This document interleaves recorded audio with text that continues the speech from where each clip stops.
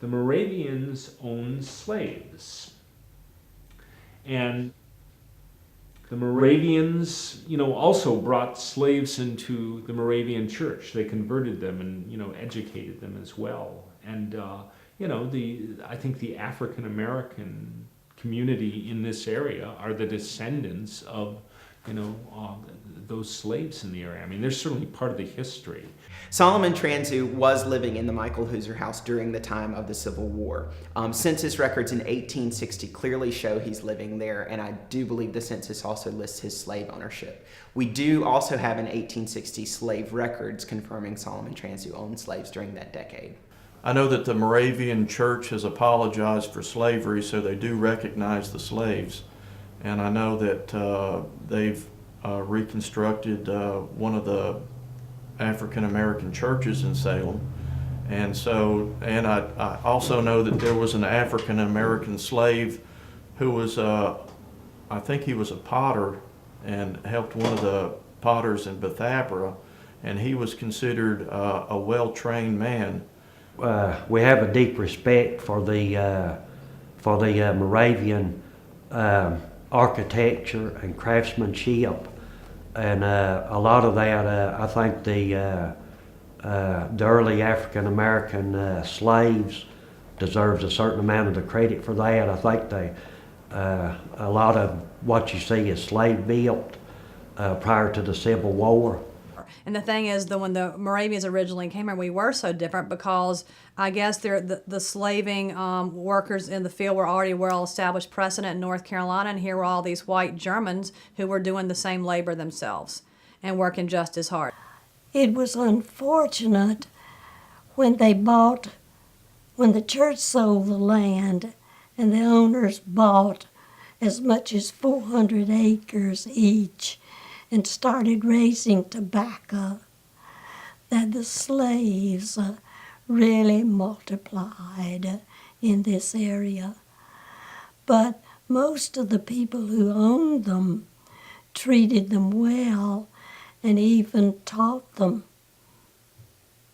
Yeah, they thoroughly educated the slaves and allowed them, didn't want them to be illiterate at all. But slaves were in Old Salem, I think, after the 1830s or 40s. You might want to check on that. But when they were there, and it was a little secretive that they were there, they were fully educated and treated as equals within the Moravian system, yet equals meaning they were given their own church. The minister at Bethania held services for them regularly. And then he is the one who went to Salem and raised the $50 to build the first AME Zion church. The Moravian church started the first services for the slaves. They had services in their church for the slaves. And then I guess they decided that they were ready to sort of move out on their own. And they built a church, a log church, cost $50.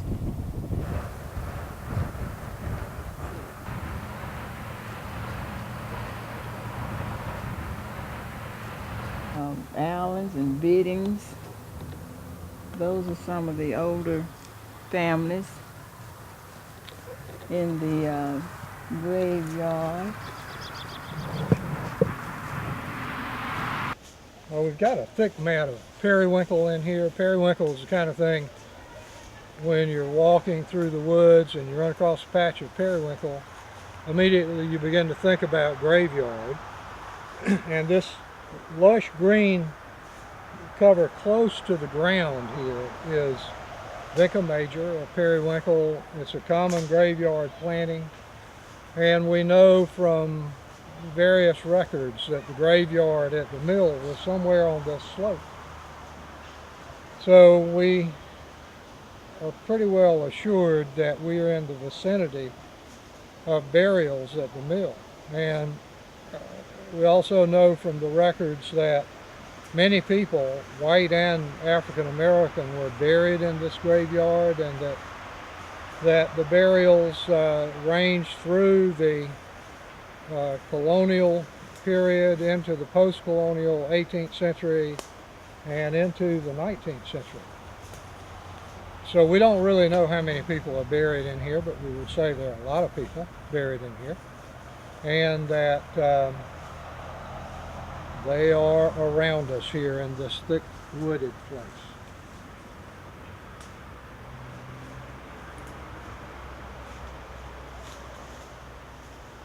There were a lot of slaves, a lot of slave work went into all the houses, even the trades.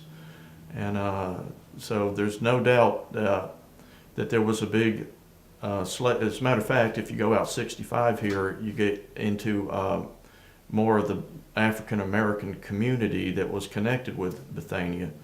And some of the houses there are timber framed with the brick noggin in between the timber framing, and some of those houses are the 1820 period. I feel like it's extremely important because that's a heritage that needs to be preserved too.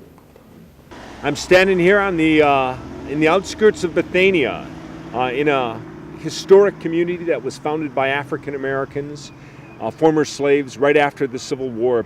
They had a fishing pond, a lake, a school, churches. The descendants of those founders still live here.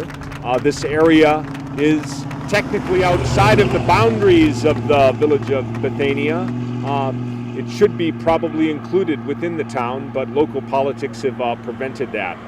It was a wonderful ceremony, eloquent comments, and an opportunity to meet some of my African American neighbors.